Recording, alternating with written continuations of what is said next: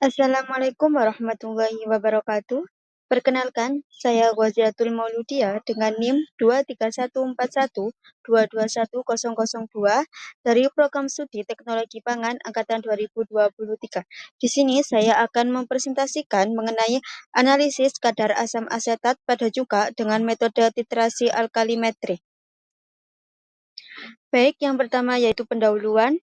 Asam asetat atau asam cuka merupakan senyawa organik yang mengandung gugus asam karboksilat yang dikenal sebagai pemberi rasa asam dan aroma pada makanan.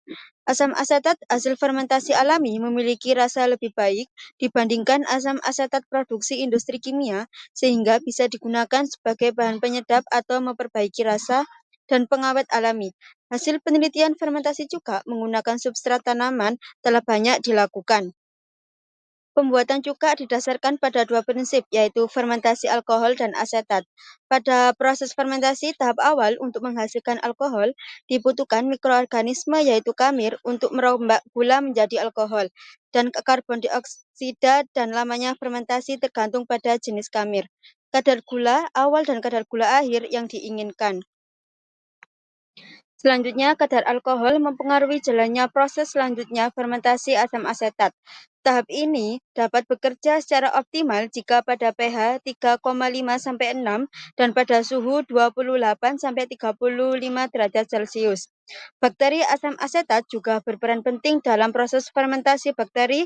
Asam asetat merupakan golongan bakteri dengan karakteristik umum mempunyai kemampuan mengoksidasi alkohol dan gula, dan menjadi asam asetat secara luas sudah digunakan dalam industri komersial seperti produk asam asetat, glukonat, dan sorbose. Salah satu bentuk larutan asam asetat yang dikonsumsi dalam makanan atau untuk keperluan rumah tangga adalah dalam bentuk cuka, yaitu cuka makan. Cuka adalah larutan bening yang umumnya mengandung sekitar 5% asam asetat dan 95% air. Selain sebagai bahan tambahan makanan, untuk keperluan rumah tangga juga dimanfaatkan sebagai produk pembersih peralatan rumah serta untuk perawatan atau peralatan lainnya. Berikutnya yaitu metode penelitian. Penelitian ini merupakan penelitian yang menggunakan metode analisis kuantitatif konvensional dalam penetapan kadar asam asetat dalam cuka menggunakan titrasi alkalimetri. Alat yang digunakan yaitu timbangan analitik, Erlenmeyer, Buret, Beker Glass, pipet tetes, labu bersumbat kaca, kaca arloji, pipet ukur, labu ukur, dan pH meter. Kemudian bahan yang digunakan yaitu phenolphthalein 0,1%, etanol NaOH, 1N, aqueous, kalsium bivalat, dan cuka makan dan buffer.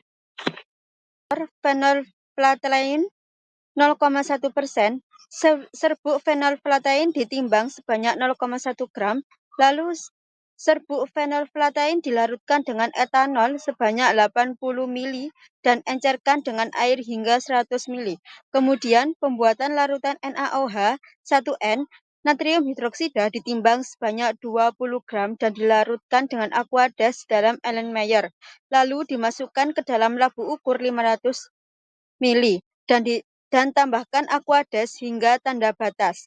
Kemudian pembakuan larutan NaOH 1N, kalium biftalat yang sebelumnya sudah dikeringkan dan dihaluskan ditimbang kurang lebih 200 mg lalu dilarutkan dalam 50 ml aqueous. Tambahkan 2 tetes phenolphthalein, kalium biftalat yang sudah dilarutkan dan ditambahkan indikator phenolphthalein, dititrasi dengan NaOH hingga berubah warna menjadi merah muda. Catat volume NaOH dan ulangi sebanyak 3 kali dan hitung normalitas pembakuan NaOH. Selanjutnya yaitu penyiapan larutan sampel cuka makan.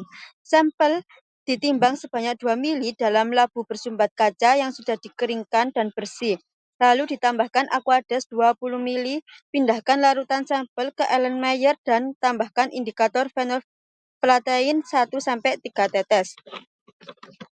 Kemudian pengujian organoleptis sampel. Masing-masing sampel dimasukkan ke dalam beker gelas, lalu dilakukan pengujian pada bau pada bau, warna, dan rasa pada sampel. Kemudian, hasil yang didapat dibandingkan dengan persyaratan pada SNI 01 sampai 3711 sampai 1995. Kemudian, pengujian pH sampel. Elektro pH meter dikalibrasi terlebih dahulu menggunakan larutan buffer sampai nilai pH mencapai 6,8 sampai 7. Lalu elektron pH meter dicelupkan sampel sampai muncul angka nilai pH pada layar.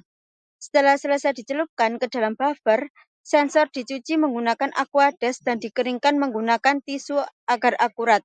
Setelah pH meter dikeringkan, lalu celupkan pH meter ke dalam sampel dan catat pH.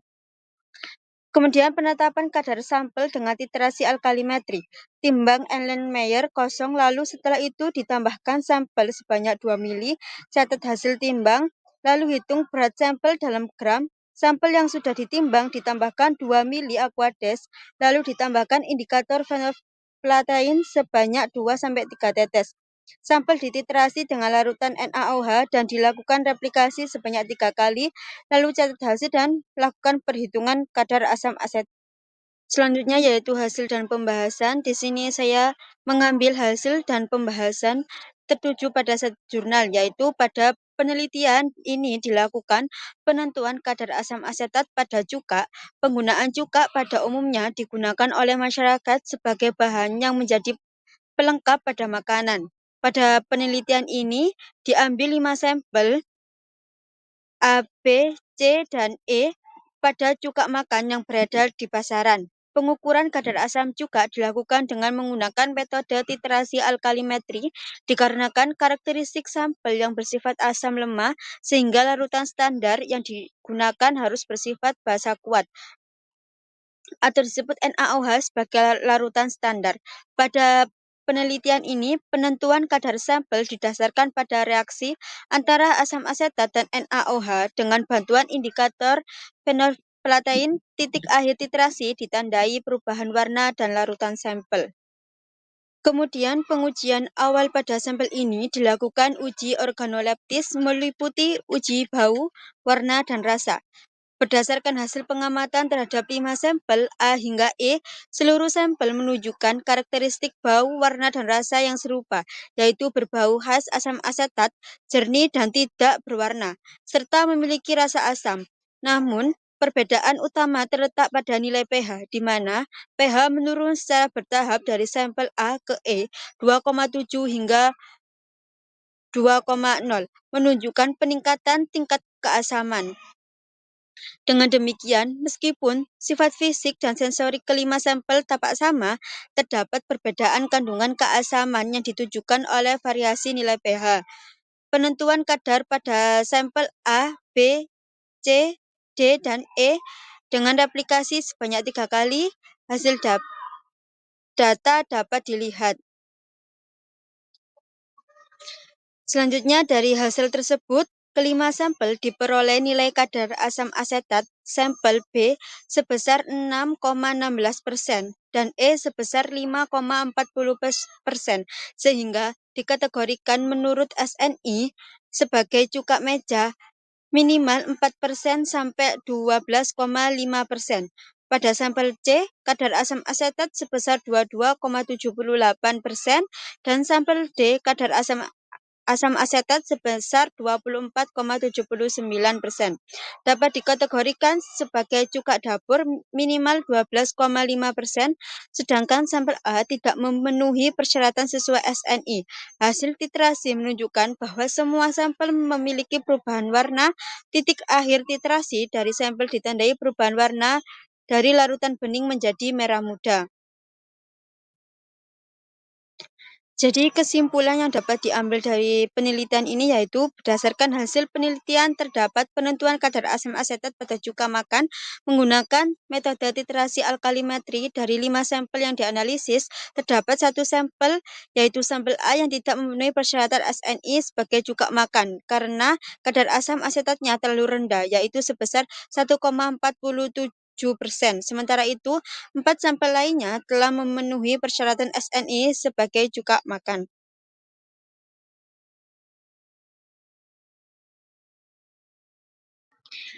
Sekian dari saya atas pemaparan materi. Mohon maaf jika ada pemaparan materi yang kurang jelas. Minta maaf yang sebesar-besarnya. Wassalamualaikum warahmatullahi wabarakatuh.